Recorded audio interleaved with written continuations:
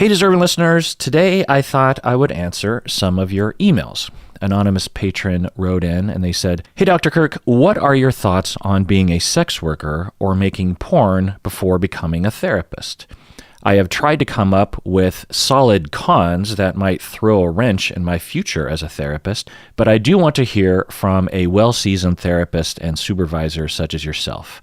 End of email. Well, the first thing I'll say is there's absolutely nothing wrong, obviously, with having been in sex work or in making pornography content and then later becoming a therapist. In fact, you might have learned a lot of skills from that previous profession that translate and help you as a therapist, like being a good listener or accepting sexual variety. Every therapist has a life before they were a therapist, and all have pros and cons. For example, some therapists go directly from their bachelor's degree directly into their graduate program at the age of 22. And the pro to that is that because they're young, they have a lot of time to grow, a lot of humility because they don't feel like they know very much yet. They might be willing to work for less in the beginning of their career, so they're less dissatisfied with entry-level work in the field. So those are some pros. And a con, though, is that you don't have very much life experience under your belt. So when you are in class talking about relationships or parenting or early development or something, it could be a con. And I would experience that as a professor. Most of the students in my program were in their 30s, 40s. There were students in their 20s for sure, but Antioch University markets itself toward continuing learners, towards adult learners, people who are maybe on their second, third career kind of a thing. So most of my students weren't like that, meaning that they had a lot of life experience, and it did help them. They could call upon their own experience to help them in understanding other humans. A big part of empathy is actually going through life and experiencing a lot of things yourself, such that when you see someone else going through a similar situation, you don't have to necessarily have a long conversation with them to know how they might feel. You don't know how they'll feel about it, but you have some ideas. So, there's pros and cons to that. And, being a sex worker or being a porn content provider is no different than any other background. There's pros and cons. The pros, and it depends on what sort of work you might have done. But like I said, listening skills might be enhanced prior to entering the field of therapy. You might have small business skills if you plan on going into private practice. You might be comfortable with all the ins and outs of working one-on-one with someone. A lot of what it is to be a therapist, a lot of what you learn about how to be a therapist has to do with on-the-job learning. You can read a lot of books, you can attend a lot of classes, you can write a lot of papers, you can be in a lot of discussions, you can do a lot of role plays in class, but nothing compares to actually sitting down with an actual human being who is asking you for help. There are so many nuances to the way in which you even just say hello at the beginning of a session. There's so many little things that have to do with coming across to someone in the way that you want to, in the way that, depending on your style of therapy. So working one-on-one with people prior to becoming a therapist at any job, sex work or otherwise, might help.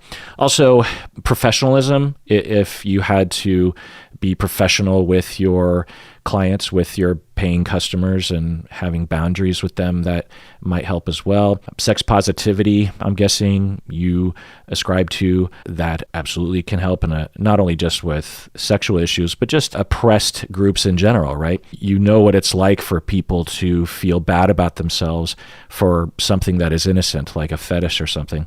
And there's a lot of things in our society in which clients will feel bad about themselves for innocent things like the color of their skin. Also, you might have a greater capacity for acceptance of others and not ascribing to stigmatization of groups of people. I don't know that about you, but it's possible. Cons, and the most obvious one, is that some therapy clients in the future or colleagues, professors, coworkers, other therapists, they might discover that you previously did this sort of work. And it could be an issue for some people, for sure. If someone was in therapy with you for a few years and suddenly they come across your previous porn content or something, they might be thrown into a downward spiral of some sort where they're just like, wait, what's going on? I don't understand. And it might completely change their view of you, that kind of thing. So, that's a risk. But being a sex worker is no different from any other profession, right? Or any other detail about our lives. For example, if you're trans and your clients don't know about that, and then suddenly they're Googling you online and they discover that you're trans, and all of a sudden they're like, wait, my client isn't the gender that I thought that they were. In their heads, this is what they're thinking, of course. And they might freak out. Now, plenty of people won't freak out. It depends on the community you're in. In my neck of the woods in Seattle, I'm guessing the vast majority of people, particularly younger people, wouldn't care about either one of those issues. In fact, it might even enhance their idea of you. But in other communities, it could be a huge deal. It could really be hard for some people. Having said that, you could decide to lean in. I don't know what your plans are, but when you start to practice, you could actually lean into your history and actually advertise yourself as a sex-positive therapist, maybe even specialize in that sort of thing. And maybe even as a part of your bio, you would talk about your previous life and you would just be out there. And then clients that don't want to talk to a therapist with that background will weed themselves out, will screen themselves out. And people who do definitely want to talk with someone like you will seek you out and know about you and know that prior to even working with you. You would have boundaries about it in terms of whatever your boundaries you wanted to within the therapy office. But, there's different things that you can do. Like for example, one example that I think about sometimes that is related to this in my life is that I am, I'm it's so funny that I feel like I shouldn't say these things, but when I take tests on my political leanings, one of the categories that I will be labeled is a progressive liberal, meaning that I believe in liberty. I believe in compassion for the poor, for the homeless, for oppressed peoples, and that the traditions of our society should be questioned heavily because a lot of them are oppressive and favor straight white males. And so I want people to feel comfortable with their religion or lack of religion, with whatever gender they are, and I also am in favor of raising taxes to help pay for the underprivileged, for the disabled, for people who are suffering, people who have maybe suffered from trauma and then developed a drug addiction and they need some money to get them a house so they can get back on their feet. That's what a progressive liberal is. And that's how I identify. And it's in my language sometimes, obviously just saying it outright on a podcast puts it out there. But in the past, I wasn't quite as disclosing about that on the podcast. So the place where people would see those kinds of indications were apparently on my disclosure statement that I would give to clients as they would sign up for therapy. The disclosure statement has a bunch of disclosures that clients need to know about and be informed about in order to sign the informed consent form. And so on this form, it talked about how I was LGBTQ friendly, something like that. And I had a client who sat down on my couch and he said, well, before we get started, I just want to ask about something because I see in your disclosure statement that you say you're LGBTQ friendly, and I'm guessing you must be liberal or a Democrat or something. And I want to tell you that I am in finance, and I don't know if he said he was a Republican or not, or a conservative or whatever, but I think mainly because he worked in banking, he thought that I would stigmatize him. And it's not unreasonable for him to think that, even back then. I think particularly now, given the political divide and the culture wars, but it was still present 10 years ago. And I had to soothe his fears, which wasn't hard to do because I don't have negative associations with bankers or conservatives or Republicans. Therapists have to look past those things and to the individual. These ideas, these political leanings, or these contexts are a part of people's lives, and it's a part of my life as well, just outside of the office. But at least the way that I see the profession as a therapist, the therapy is so much more sacred and dear to me and important to me. It goes way beyond whatever sort of political leanings or what sort of candidates you vote for in November. The human being that is present in my office is so much deeper and richer than anything any sort of political identification could summarize. So I've had that experience where I've had to belay someone's fears, and that wasn't very complicated. And maybe if you had a client that discovered you were a sex worker in the past, you might have to spend a little bit more time, but it can be done. You can just say, oh, okay, so you discovered that, and you would talk about this with your supervisor, or you would just develop a sense of what you would say prior, because you don't want to be caught off guard. And so you have a general idea of the bullet points that you hit upon, or the sort of questions you might ask, or the goal you're trying to get to. And so you might just begin a conversation and just say, so what was it like when you came across that? You might say, yeah, depending on your policy, you might say, yeah, when I started out as a therapist, I decided to leave that life behind me. I don't do that anymore, in case you're wondering. Not that there would be anything wrong with that, but I just want to focus on being a therapist right now. And I wondered what would happen if a client came across it. I'm not ashamed of it, and it's fine that you came across it. And you don't have to tell me anything more, but you can certainly tell me more if you want to. There are boundaries here, of course, but you're free to have whatever feelings that you have, whether it's sexual or whether you were disgusted or whatever, whatever feelings you have, it's fine. You're in a therapy office. And I knew this might happen. It doesn't happen very often, but it's happened before. And so here we are. If you don't want to work with me anymore, that's completely up to you. But I don't think that there's anything about my past that interferes with your treatment.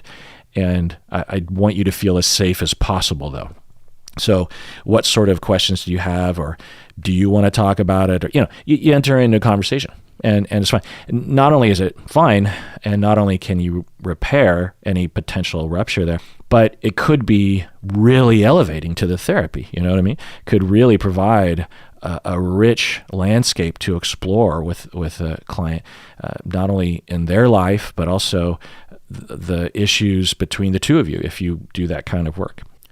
All right, this next email is from middle tier patron Nadine. She says, Dear Dr. Kirk Honda, I've recently looked through my boyfriend's following list on Instagram and found out that he is following erotic models. He was following erotic models on Instagram.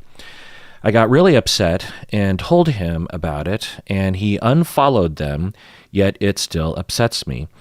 Ever since then, I feel extremely insecure in the relationship, and I have extreme anxiety 24/7 to the point that I just lay in bed paralyzed all the time.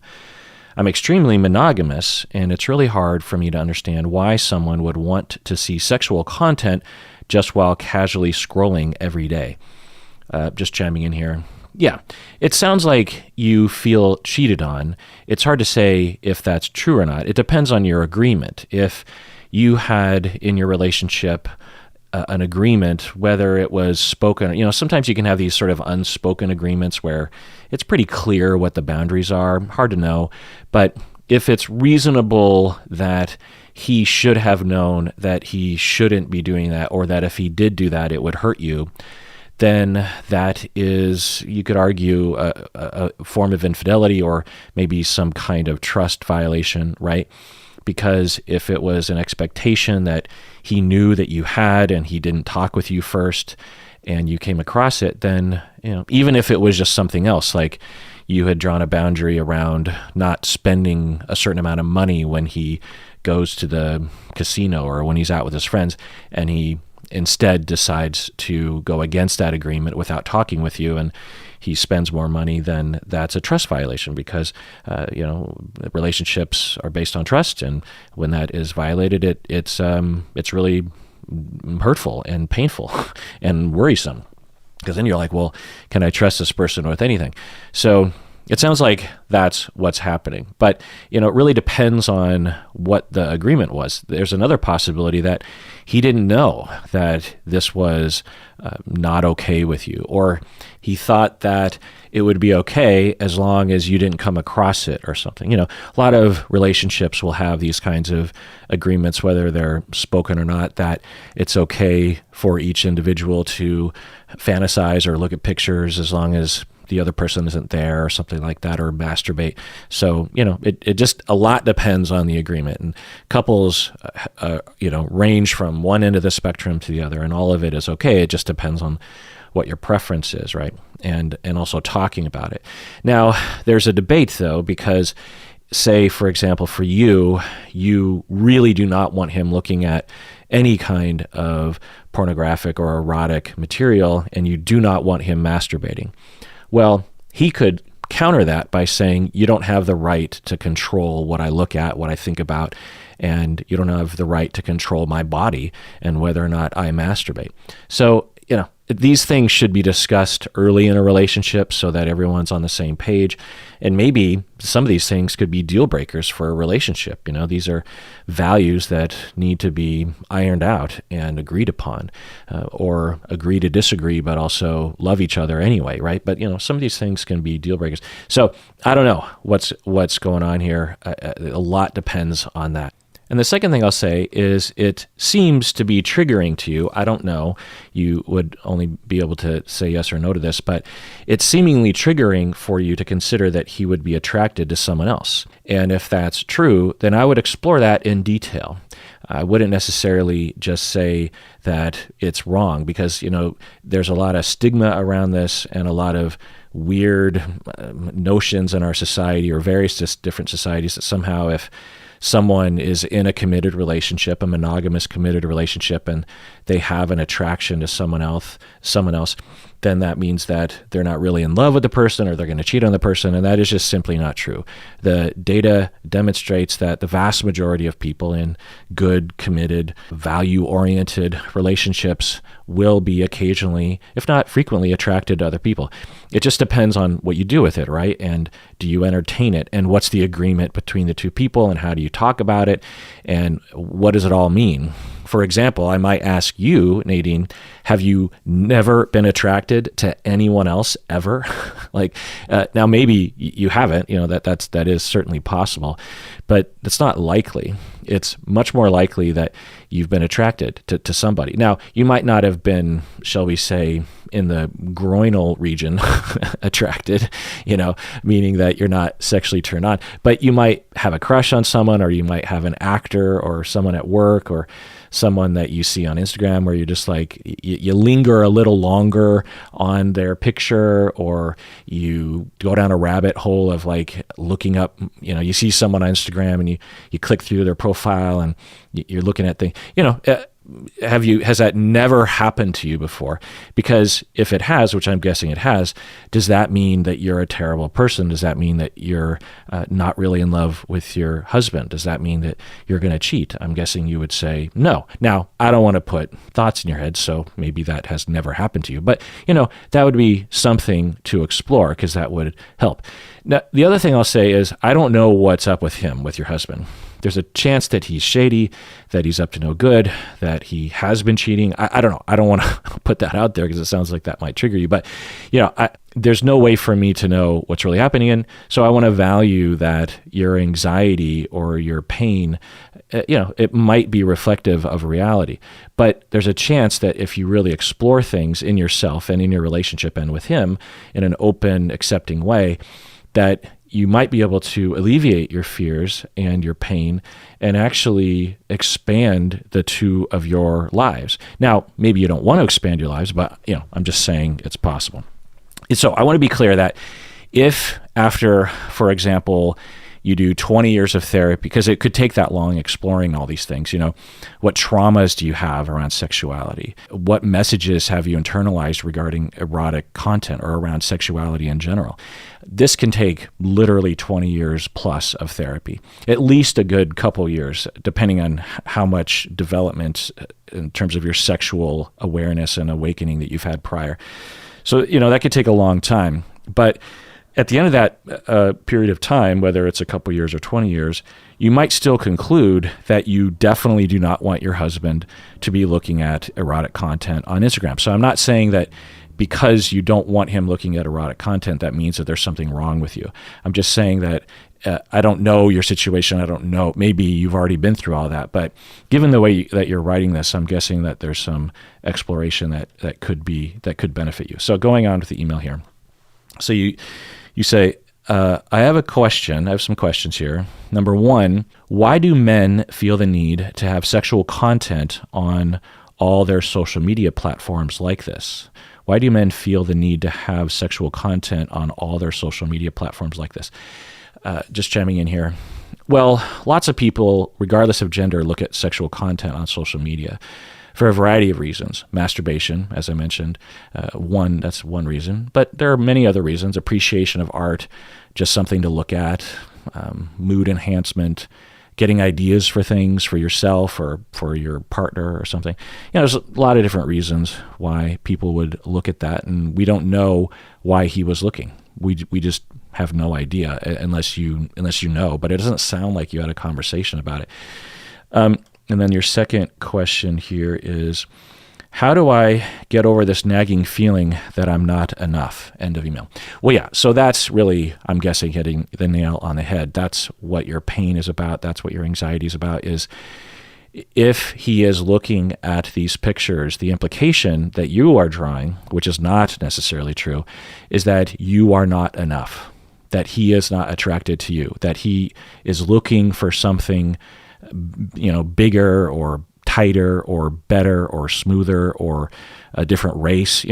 It could, that's the implication. And part of that is just an inherent lack of communication or trust that you might have in the relationship, or the trust that you have in your relationship is based on a very thin foundation of rule following or something, which is fine, but it's because there's nothing about the situation that you've told me that tells me that you're in danger or that he doesn't think that you're good enough. I mean, there's nothing about him looking at Instagram that would tell me that he thinks you're not good enough.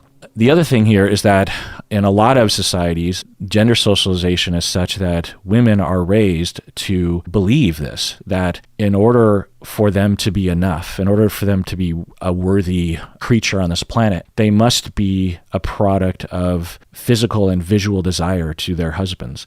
And if anyone else encroaches on that space, then the wife has completely lost all of her worth and she is nothing. And, it's another thing to investigate, because I'm going to take a guess and say that your husband looks at you, and certainly you inherently are much more valuable. So these are conversations of, am I good enough to you?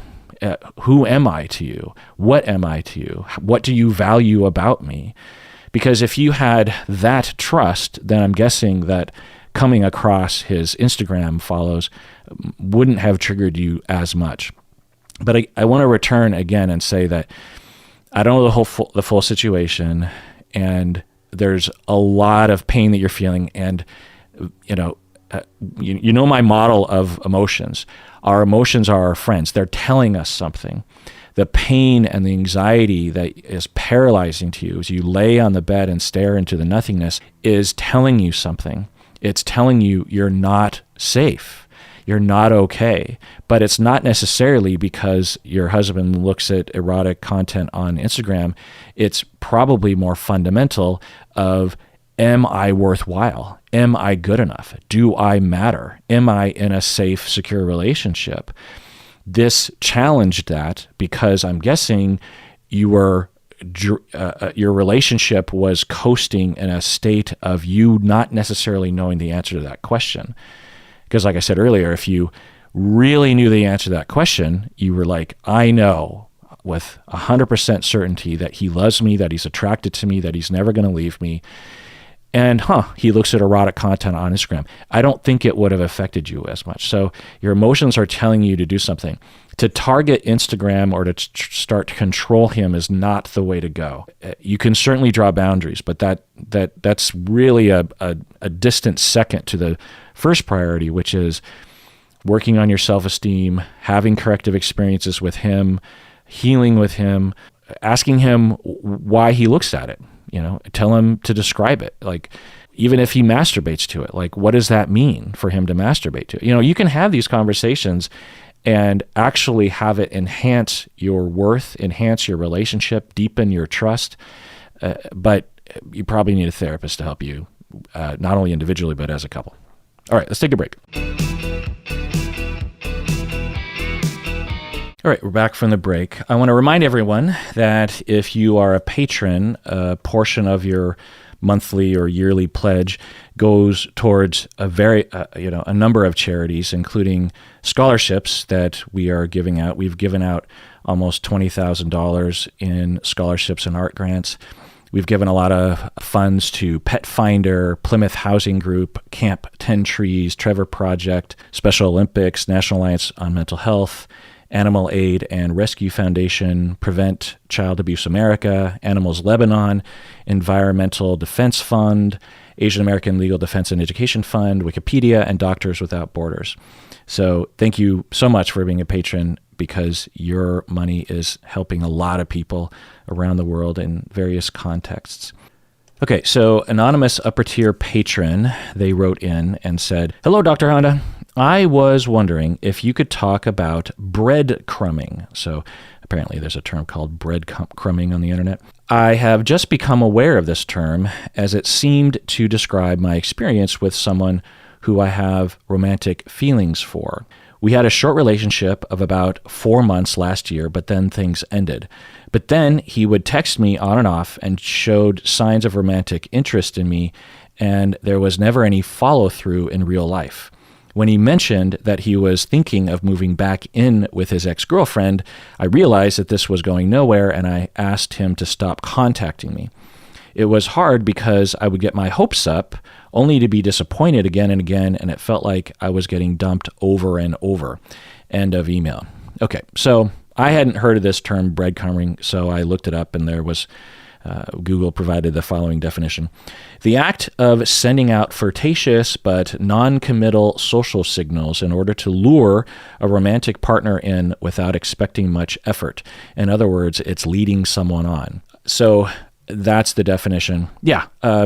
In my time, we would just call this leading someone on. So, but breadcrumbing, I suppose, is a fine term. It's very visual. It certainly paints a picture. So I don't know his motivation.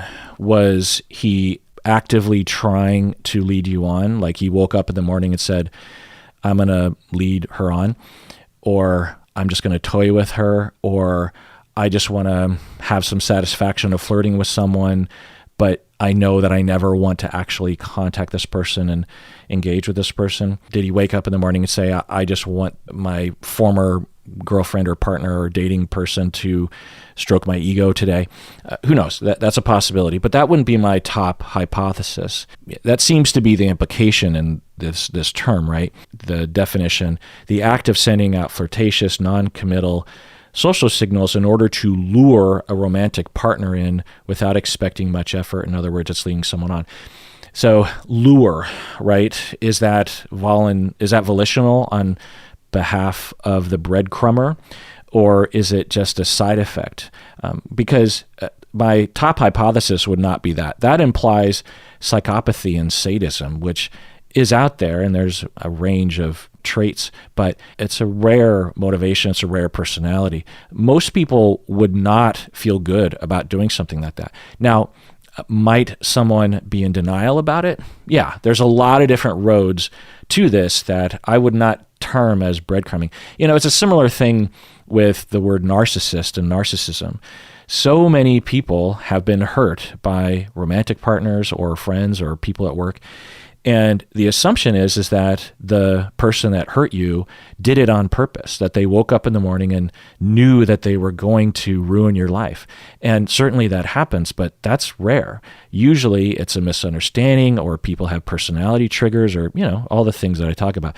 So this term breadcrumbing is probably going, if it starts to become more and more of a thing, it's probably going to annoy me in this similar way of love bombing, right?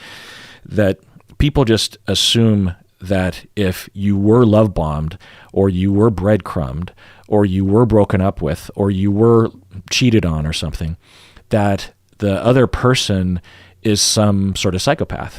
And certainly that can be true, but it's not usually the case. For every time that someone has hurt you and you have assumed that the other person did it on purpose, there's another person out there that you hurt that assumes that you did it on purpose.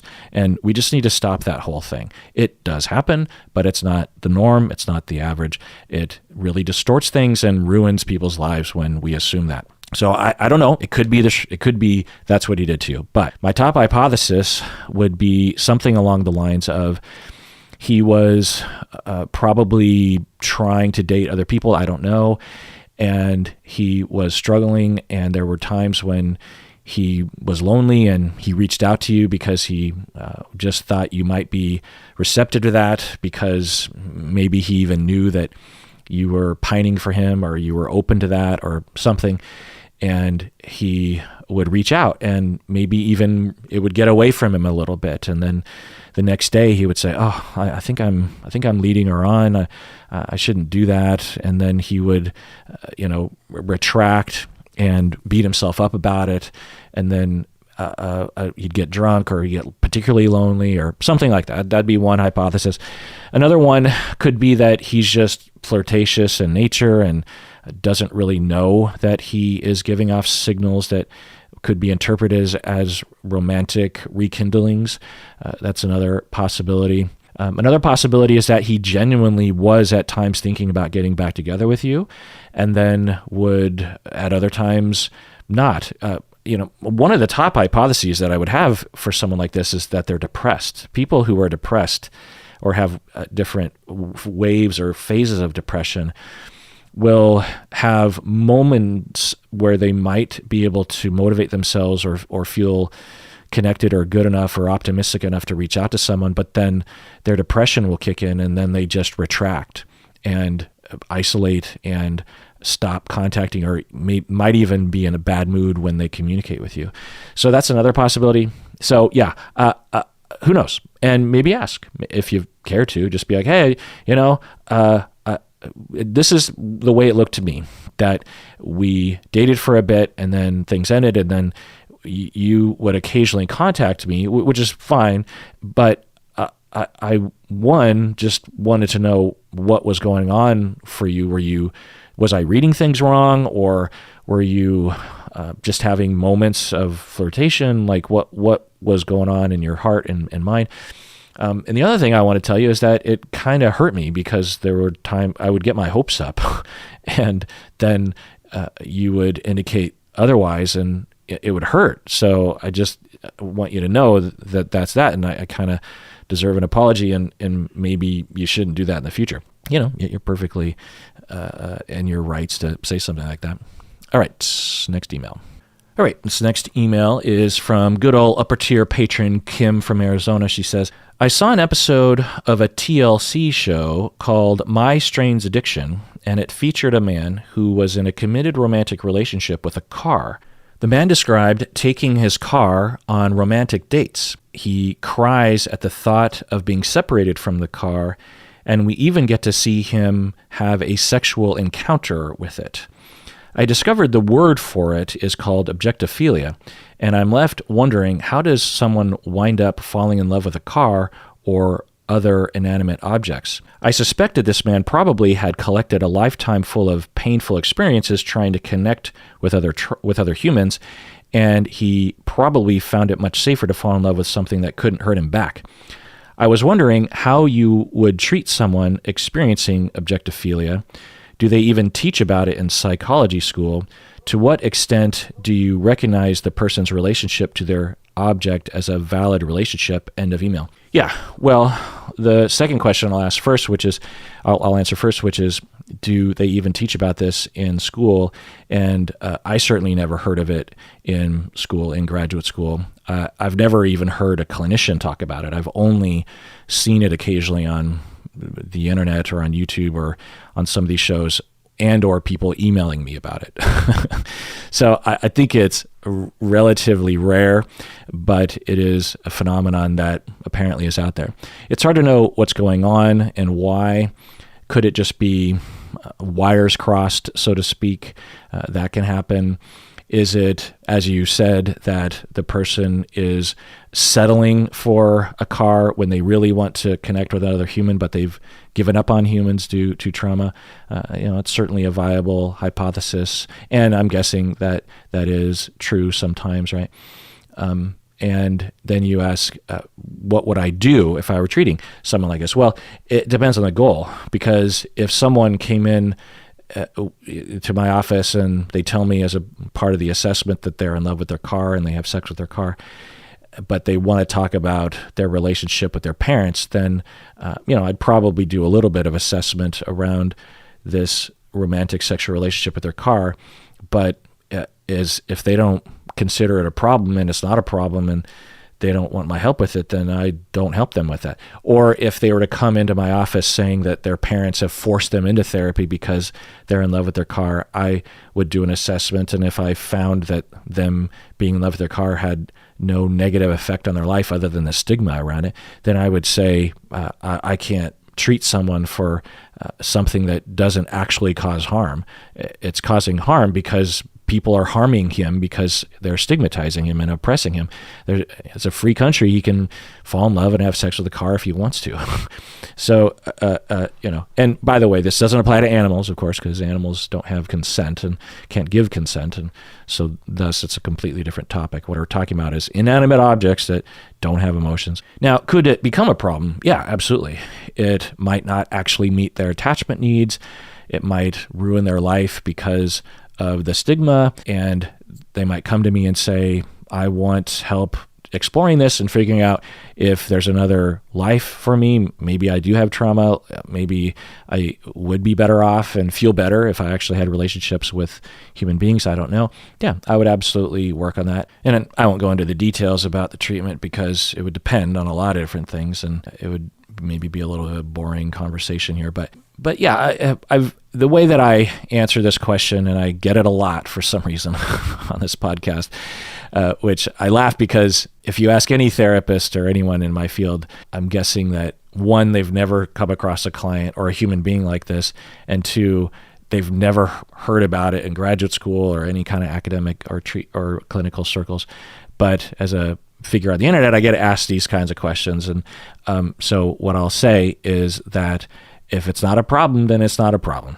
If it's not a problem, then it's not a disorder. And people are free to do what they want. If someone wants to fall in love with a car or the Eiffel Tower or whatever, as long as they're not harming others and as long as they're not causing any kind of problems, then live and let live. Having said all that, because it is so rare, we don't have a lot of research, if any. I couldn't find any serious research on this topic. I'm sure it's out there. I'm guessing it's out there, but it might not be because it's relatively rare. The other thing I'll say is that there's a possibility that some of these people are faking it because they want to be on TV. That absolutely happens, and it could be happening here. When I hear about someone that wants to be on a TV show and wants to show how they're having sex with their car, it's one of the hypotheses that I have, because you just wouldn't think that that would be what you would have the impulse, unless that's your fetish. Like, not only are you in love with your car, but you have a fetish of having sex in public or something. I don't know.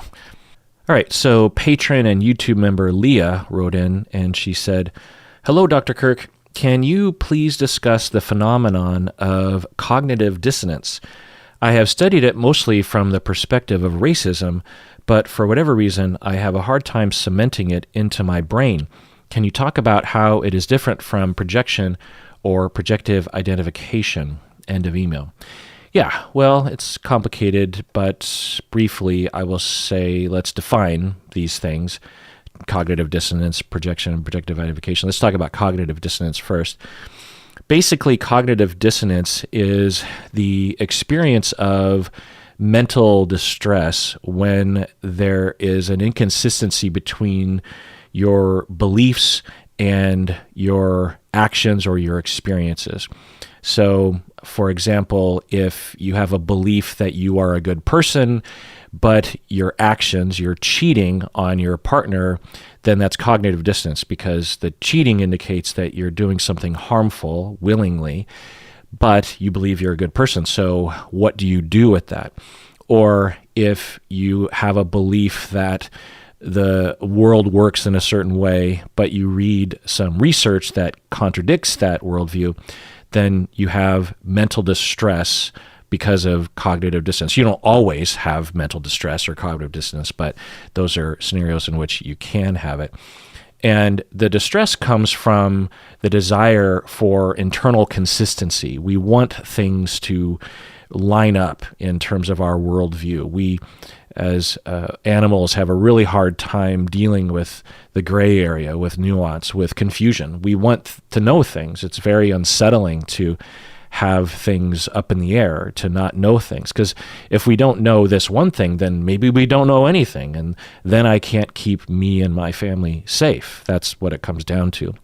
So we are very oriented and very determined to establish internal consistency.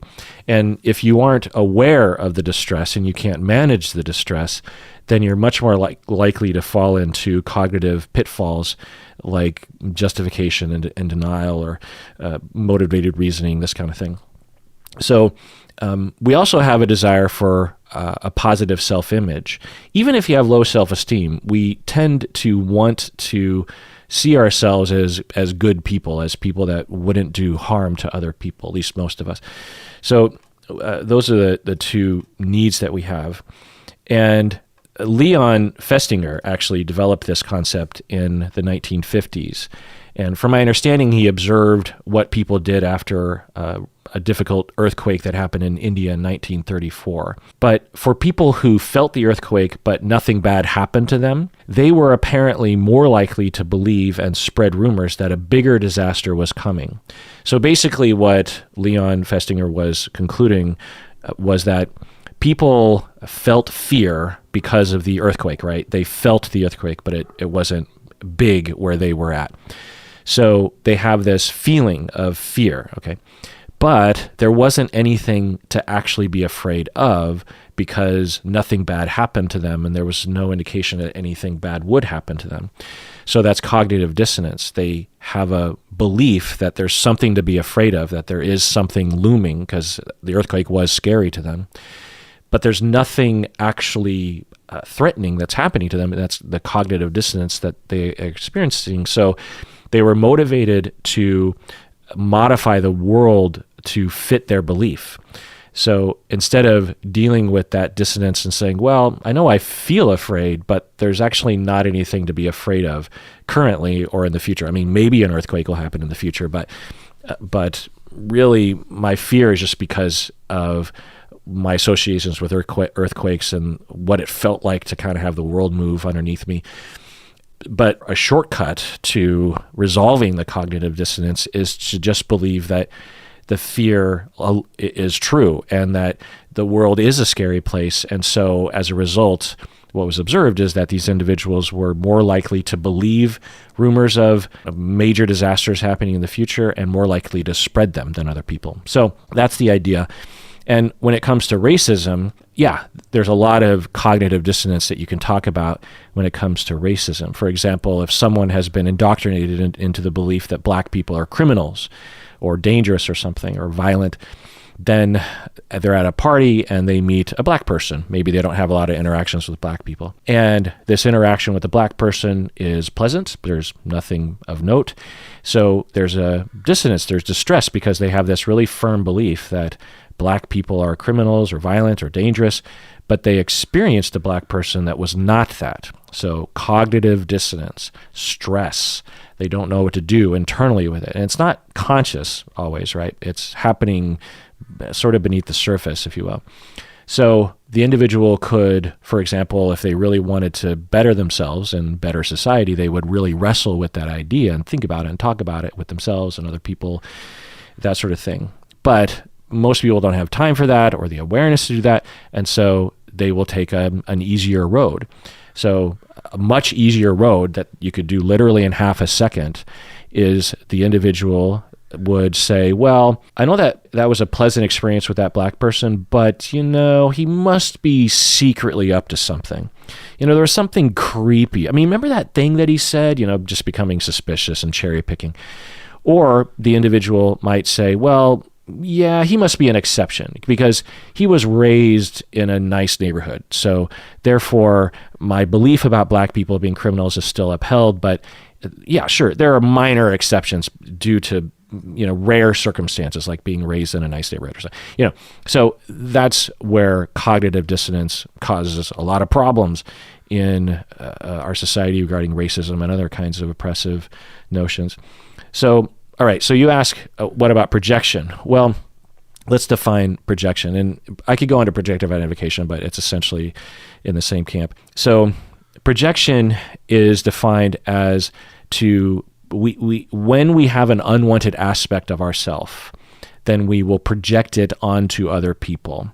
So, for example, if someone is cheating and they don't like the fact that they are cheating, then they might constantly be suspicious of their partner instead, right? So they are seeing their partner as cheating, as being untrustworthy, when they are the ones themselves that are cheating. This is a classic defense that Freudians identified in the early 20th century called projection. Projective identification is just a furthering of that process by socializing the other to agree with the projection. But that's what projection means. But in the layperson terms, when they use projection, what they're using it for in my language is it's a distortion. Basically, they are imposing something different than reality. Like earlier with the emailer, I don't know if this is true, but it's possible that with the breadcrumber email, that the emailer is actually distorting the previous partner as being malicious, right? When they aren't actually. Now, who knows? Maybe the breadcrumber is malicious, but let's say the breadcrumber is not malicious. And I don't even know if the emailer actually sees this person. Maybe I shouldn't use that example. But, let's say in another world with another emailer, someone is giving signals of flirtation, and you, as the recipient of that flirtation, you see that as malicious when it's not. There's no indication that it's malicious, and you're just like, yeah, that person is trying to ruin my life by flirting with me on and off. So a lot of people would say that's a projection, but that's not a projection. It could be a projection because it might be that you're malicious, but the way people use it, what they mean in my language is that they're distorting. They are imposing, or it's not a projection, right? So getting back to your question, what is the difference, or is there overlap between cognitive dissonance and projection? Well, in my language, I think what you're asking is what's the relationship between cognitive dissonance and distortion. And it's complicated, but what I'll say is that we've clearly defined cognitive dissonance. With distortion, the distortion might not necessarily generate from a distress that you're feeling between two opposing things in your mind. You might be distorting for a variety of reasons. You might be triggered. You might have a worldview that you're just imposing on the world. So yeah, there's a lot of overlap, but they are different things. And I guess what I would say is that distortion is broader than cognitive dissonance. Also, cognitive dissonance has a very specific structure to it. You have to have these two opposing things. You have to have the stress of dealing with those two things, and that's it. So, yeah. And to be clear, cognitive dissonance doesn't necessitate that one distort. You can have cognitive dissonance and do the healthy thing, which is to wrestle with it and achieve cognitive consonance, actually in a healthy way. Like getting back to the racism example, the person at the party, if they went down the road of actually dealing with things and challenging their own beliefs and modifying their beliefs, then they would achieve cognitive consonance in the same way that they would achieve cognitive consonance if they just quickly took the shortcut and said, well, he's, this guy must secretly be a criminal. So, cognitive dissonance doesn't mean that you have to distort. That's important to understand. We typically will use cognitive dissonance to refer to people who are distorting, but that's not always the case. Cognitive dissonance is just that experience of the distress. What you do from there could be positive or negative or neutral. All right, let's take a break. All right, we're back from the break. Let's do an OPP. These people became patrons all the way back in 2020, 3 years ago. Thank you for staying a patron. That's always the key, is not only becoming a patron, but staying a patron. Jackie from Kirkland became a patron back then. Anka from Germany. Stephanie from Arkansas, I believe. Rachel from Minneapolis. Anna from Ireland. Katie from Modesto, California. Stuart from Australia. Alex from Australia. Joseph from Montlake Terrace, Washington. I love Montlake Terrace. I go to the Cinnabar up there. That's me and my wife's favorite movie place to go to because they serve food and drinks. And they took out every other row, so every other row is a table, you know what I mean? So there's a lot of room to kind of spread out. Nora from New York, New York. Dana probably, from Olympia, Washington. Good old Olympia. Another person from Olympia. Sam from Olympia. Do you know each other? It's not that big of a town. Heather from Orlando, Florida. Matthias from Sweden. Mark from Reading, Pennsylvania. Ashley from Sammamish, Washington. That's where I grew up. Ashley, hit me up.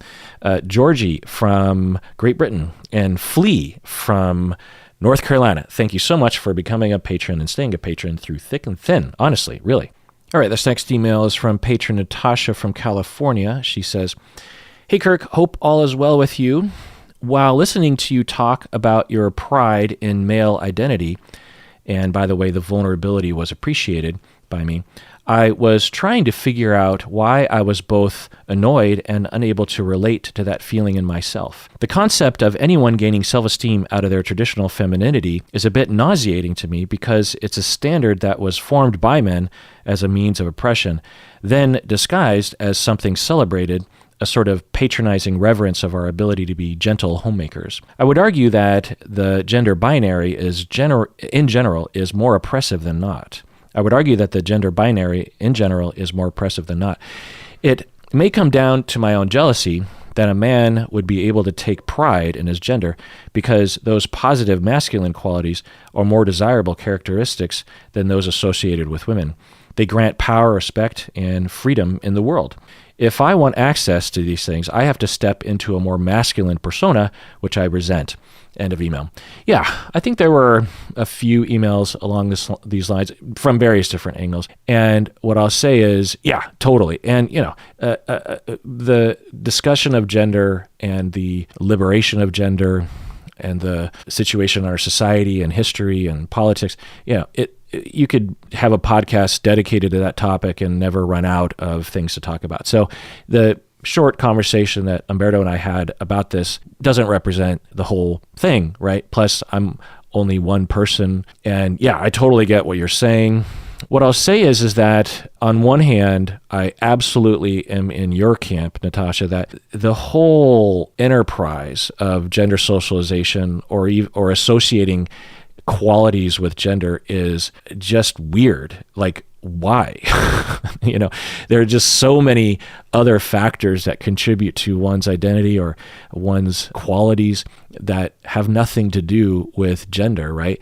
So, and yet on our society, we associate everything with gender, just like whenever you hear any sort of research, right, psychological research, they almost always break it out by men and women, always the binary, by the way, which is oppressive in itself, but that's always something that identify. Well, what about age or ethnicity or where you live, city folk versus country folk, political leanings? There's so many things that people will differentiate between others, different groups of people that you can possibly lump people into. Why is gender always what people identify? It's like the only grouping that people think is worth talking about, right? So it's odd to me, and I agree. And obviously in our society, going back literally centuries in Western society, and I'm guessing others as well, that the whole enterprise of gender and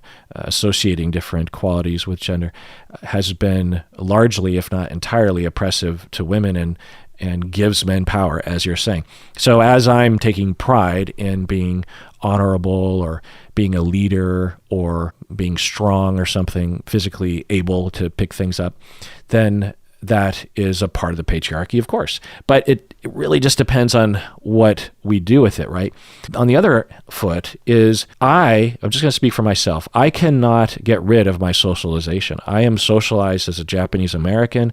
I'm socialized as a white person or as a mixed race person. I'm socialized as an American. I'm socialized as a man or boy or male. I'm socialized as a person in my family. I'm socialized as someone from Sammamish, Washington, or from the Seattle area. I was socialized as a Christian. I was socialized a particular kind of Christian. I was, there's a lot of different things that I was socialized as, and the values and beliefs are in me. Now, I don't just hand myself over to those willy-nilly, because that would be stupid, but I want when I grew up with Superman being very different than the way Superman is depicted today. Now it's all dour and dark and depressing and angry and sad. And I grew up with Superman being this in the 80s with Christopher Reeve. It's this do-gooder this really great guy.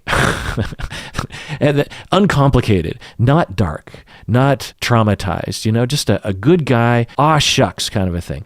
And so when I see Superman with the American flag, because that's how I grew up, I identify with that. I see myself in that. I see myself as someone, maybe that's masculinity, or maybe that's as an American or as a human or a good human or maybe a Christian human. I grew up heavily identifying with that, and that's still in me. When I see Christopher Reeve in Superman, the first movie, and he brings Lex Luthor in at the end of the movie to, spoiler alert, to the jail, and the guard says, "Thanks, Superman," and it'll make me cry literally as I talk about it, because I watched it when I was 10 and it moved me, and it still does because of that.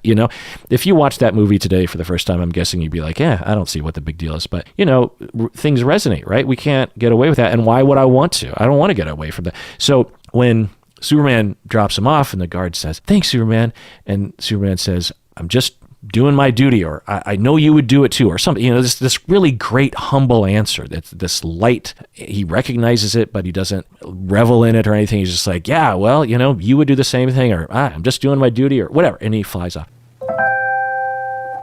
This country is safe against Superman, thanks to you.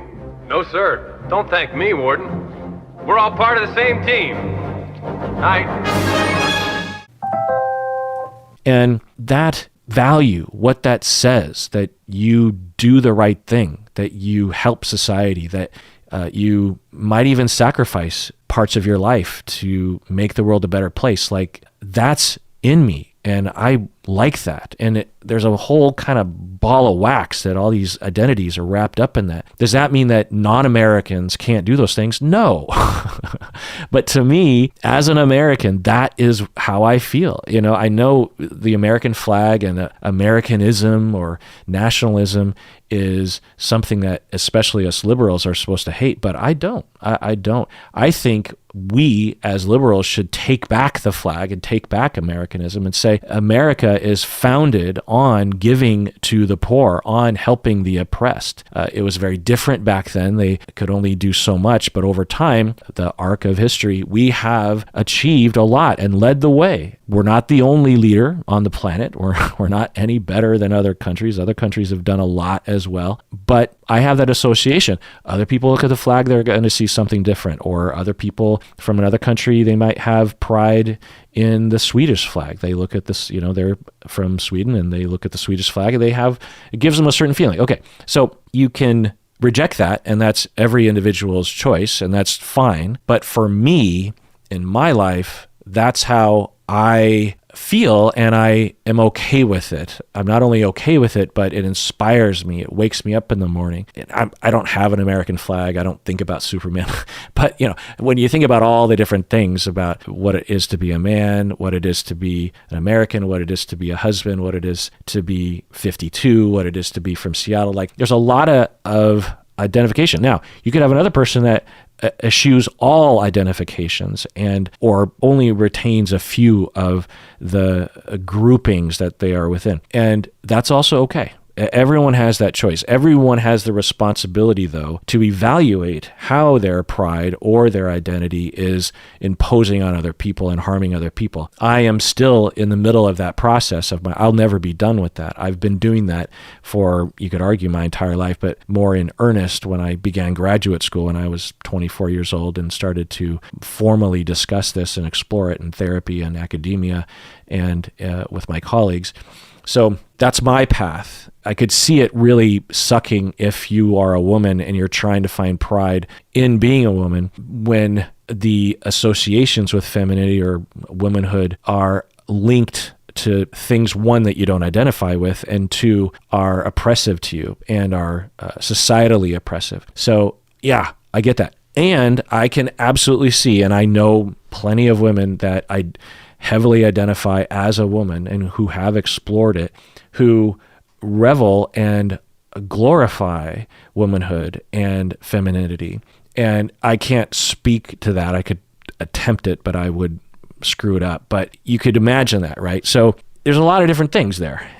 If I, for example, wanted to say I have pride in being a white person, like even as I say it out loud, why can't I have pride in my white side? Can I only have pride for my Japanese side? Can I not have pride as a man if I explore it and make sure that I'm not giving in to the part of masculinity that has to do with oppression that I was indoctrinated into and probably did participate in and probably still do to some extent that I'm working on, is it okay for me to have pride in that? Can I, after exploring, have the values as a man, have values as a Japanese American, have values? I mean, even Japanese American or Japanese, you could argue is a pretty awful, there's a lot of awful associations with the Japanese nation, with Japan and their terrible mistreatment and genocide of Koreans and Chinese and Filipinos and all sorts of people. So Japanese, what I'll say is there's a value that has been passed down to me regarding being Japanese that has to do with honor and has to do with its quiet honor. If you watch anime, often the hero is this quiet, honorable, very capable person who never takes any kind of credit and is humble but very good at what they do. Often it's a samurai person or something, And I have internalized that just from my family and also from these media depictions because it's a reflection of the society. And so I have that side of me. Well, you could and have called upon that and feel that way, and it inspires me, right? Well, you could argue that where that comes from is feudalism in Japan when they were oppressing the peasants. Like there were the barons and the landowners, and then you had the noble class, which was like the samurai class, right? And then 99.999% of everyone else was a peasant. And incidentally, that's where I come from, is the peasant class, because that's most people. And to glorify samurai is to glorify the massive oppression and the mistreatment of poor people in Japan for hundreds of years. So is it okay that I identify with some of the aspects of Japanese samurai shogun culture while making sure that I don't give in to the notions of oppressing poor people or oppressing my own expression of my emotion? Is it okay? And I don't know. I have concluded that it is okay. It's okay. So there's a lot of possibilities.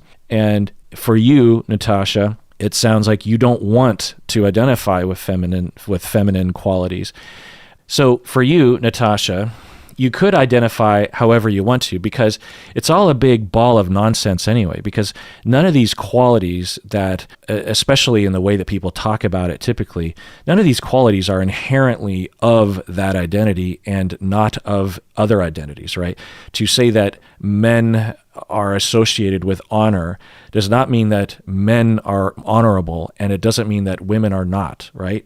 Like it's really a silly notion, because everyone is just who they are, and there's a lot of different paths to personality and what motivates you and how we see ourselves. So you, for example, Natasha, and you don't need my permission to do this, but one possibility is that you say, I don't identify with masculinity or femininity. I identify as having the following qualities. I have, I value this, I value that, I want to be this, I want to be that, I don't want to be that, I don't want to be that. And I don't care what association it has with gender or any other group, because that's what I want to be. And that is wonderful. That is you. And that is thought out, that is intentional, it is in line with how you see yourself, it is in line with how you want to live, and it's beautiful and wonderful. That's what I'll say. All right, this next email is from anonymous patron. She says, Dr. Honda, I've been listening to your podcast since 2020, and I feel like I've been waiting the whole time for the video you did on visceral trauma for the ultimatum. Just chiming in here. So if you don't watch my YouTube channel, I did a series on reacting to the TV show The Ultimatum, and you might have heard the episode that I did with Rebecca. And one of the episodes depicted an individual named Aussie who was seemingly experiencing a really heavy trigger to their trauma. And I named the episode Visceral Trauma. And in that episode, it's sort of funny because I think the episode was probably half an hour long, and I reacted to about maybe 45 seconds of the show. And then the rest of the half hour, I basically just talked about my model of trauma therapy, because I had, and my understanding of trauma and my path to competence and how initially I wasn't competent. And I did that because I didn't think I had fully lectured about that topic to the video audience. I've talked about it a lot on the audio podcast, but I thought, well, maybe it's a good opportunity to kind of put it out there, because one of the things that I want to put out there is that people, if they have trauma, like legit PTSD, complex PTSD, then they should be very careful about talking about their trauma, because they can re-traumatize themselves.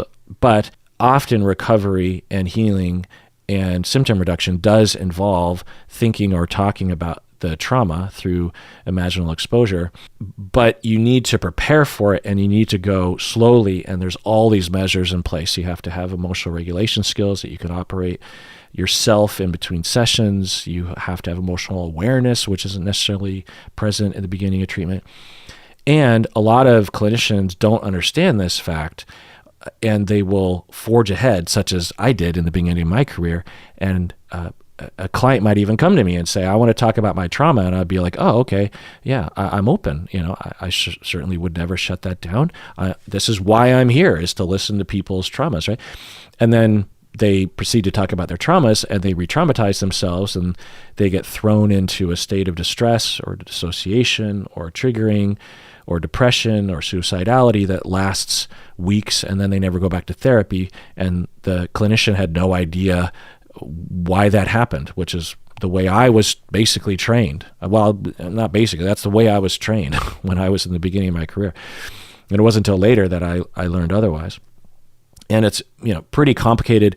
The form of exposure therapy that I use with my clients is a very tailored process to every client. No client is the same, and the treatment is also not the same, but the principles are the same. Anyway, so going on with the email, apparently this anonymous patron was really wanting me to talk about that topic in the video. Going on with the email, I realized I have complex PTSD in mid-2021, and I've been in therapy for that ever since. I started with talk therapy that kept re-traumatizing me. I developed, so chiming in here, I think what Anonymous Patron is saying is that the therapist would ask or the client would offer up their trauma and there would be no precautions to protect the client. I started with talk therapy that kept re-traumatizing me. I developed severe depression and anxiety, and at one point was almost overwhelmed by how strongly I wanted to die. It was a very close call, but I did keep going back to therapy because I thought I needed more therapy for my increasing symptoms. Just chiming in here, yeah, that is awful. You go to a clinician that's supposed to know what they're doing, and you start talking about your trauma, and you start experiencing all these symptoms, and the therapist might not know what to do with it, or they might even frame it as a good thing. It's like, well, you're purging your toxins or whatever, I don't know. Or this is what happens when you unearth those things. There's going to be temporary negative emotions. Instead of understanding the physiology of trauma and that it's harmful to the individual, you're basically making the PTSD worse and traumatizing them to therapy, traumatizing them to even getting treatment. And then your symptoms get worse and you're like, oh, well, now I really need therapy. And you just keep going and you keep re-traumatizing yourself. I'm so sorry that happened. That's awful. Going on with your email. It wasn't until 6 months ago that I found an EMDR therapist, which was highly effective for me. Hearing your explanation of trauma, healing, and the compassion you had for your clients and Aussie made me very emotional. I probably cried during every minute of that video. I wanted to thank you because your videos played a part in saving my life. Finally, I was wondering if you could talk about the last phases of trauma healing. What is next for me? Is it going to last or will I regress? So just chiming in here, well, you would talk with your therapist about that. I don't know at what point you're at. I don't know what point you're at in the treatment. I don't know what point you're at in terms of the discussion of the traumas. The general idea is that as you continue to expose yourself, and in EMDR, you don't always talk about it, but you're thinking about it or you're visiting it, so to speak. And there's different phases to EMDR therapy, which I could get into. But generally speaking, with all the competent trauma therapy models, there's a phase of therapy where once you have emotional regulation skills and emotional awareness and safety and all that kind of stuff, and you also have the prediction that you'll be able to stay in therapy for a while because you don't want to just dabble in exposure and then stop. It's something you got to kind of stick with for a long time, or at least as long as it needs to be. And so when you're in the exposure phase of therapy, and it depends on the situation because everything is tailored to everyone, but that's what you focus on is exposing yourself in therapy, or there's other regimens that you can do at home. Again, talk with your therapist. And you keep the distress under a 5, you keep it to 4 below, but you need to get it up to a 4 in order to experience the distress necessary such that your body can habituate to the memory. And you do that over and over again, and then the same memory produces less and less, down to 0 distress. And you do that with every story that you can recall. And you do that with every association. And since you have such awareness of your distress, you're very good at being able to identify what stories are going to make you feel distressed. So you do that until no stories produce any distress, or the stories produce very, very little distress, like a 1.5.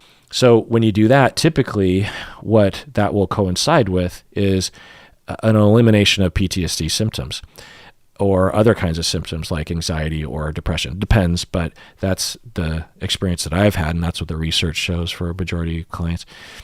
And when that happens, then you have a lot of options from there. You could switch to some other topic, or you can also go deeper into the traumas and start talking about the meaning of the trauma. And this sometimes can coincide with the exposure as well. Sometimes it could even precede the exposure, but meaning is important, right?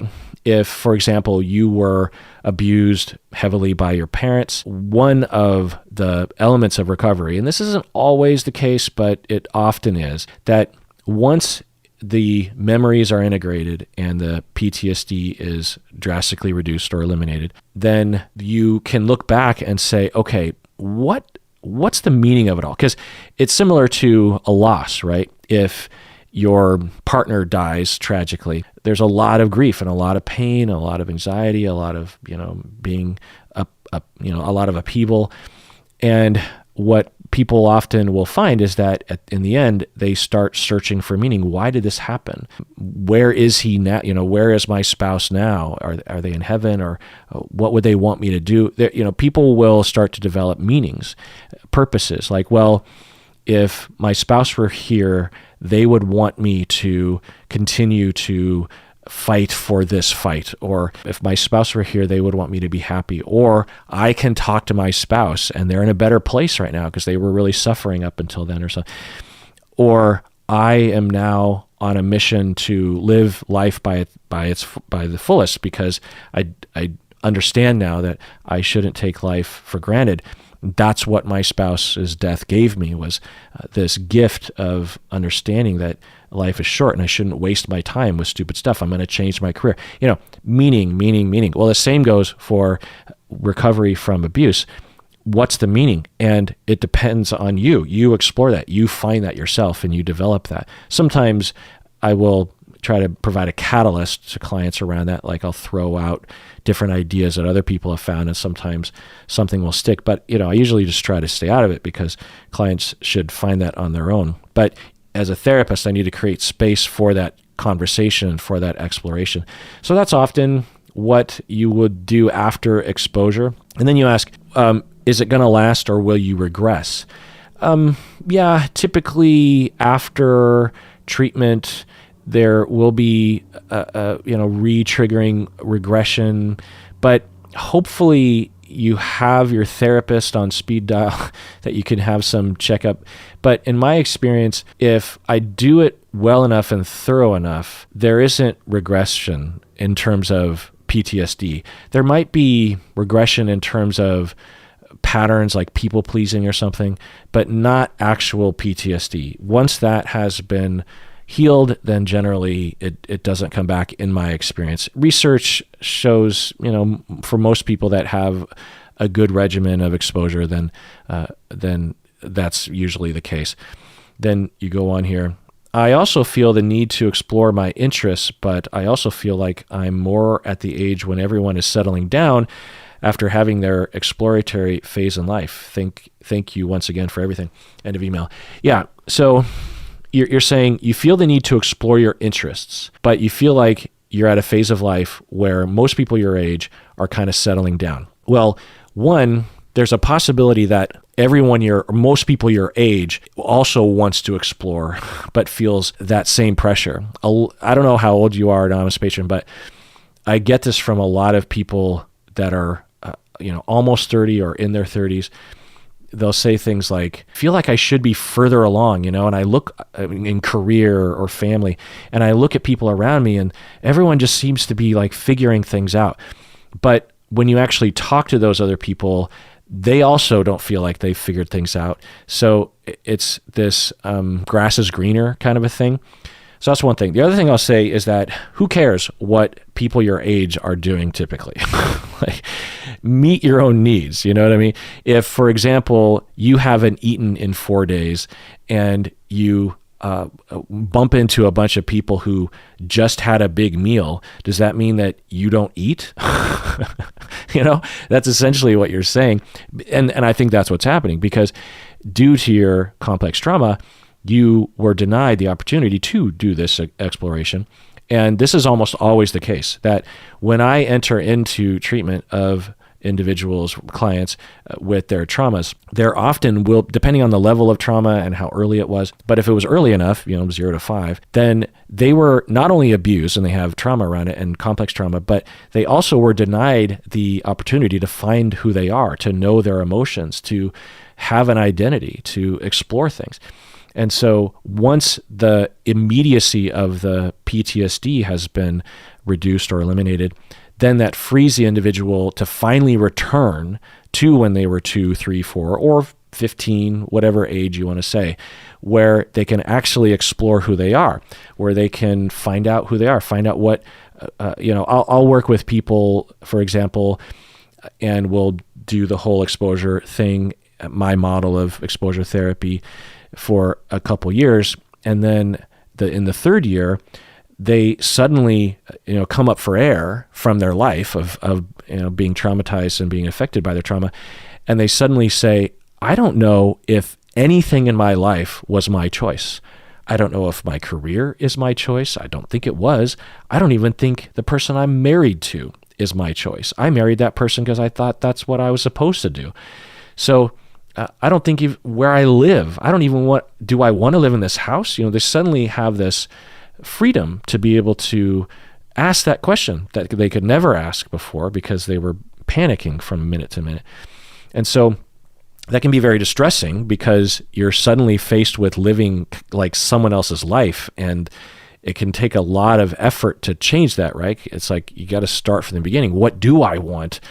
And it can be distressing, but it's worth it, right? Because often what will happen is the individual will make some changes, but not all. Maybe some of the things they either discover, well, maybe I did want to be married to that person. I just didn't really have contact with those feelings.